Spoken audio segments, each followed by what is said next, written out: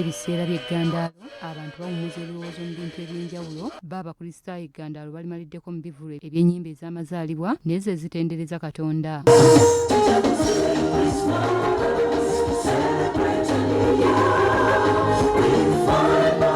Esoba mu 10 nga zikulembeddwamu eya Gospel Elite Crusader ziridde mu Ndago ekisanyusizza ennyo abakristaayo.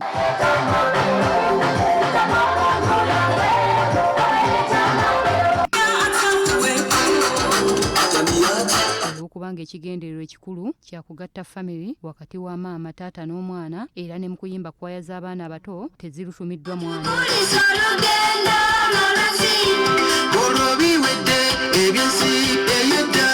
Omukubiriza w'obusumba bw'ekiwunya Dr. Ssenabulya agamba nti bingi bizze busoomooza amaka wabula olw'okubula ababudaabuda ne bawunzika nga buli muntu akutte lirye naddala mu nnaku zino enkulu nga kati ekiseera okwongera amaanyi okuyita mu nnyimba ez'eddiini okuzza emitima gyabwe.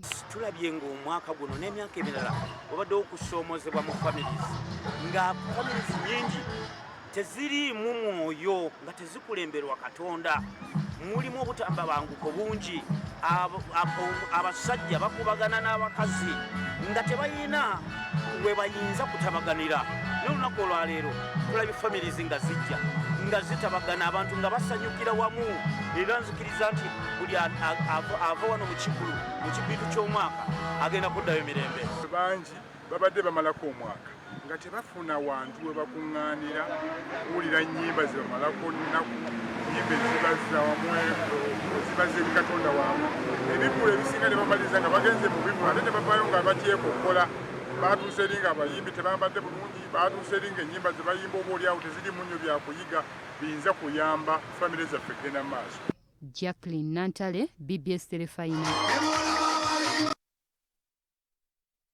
Mawuyejo tubadde tubana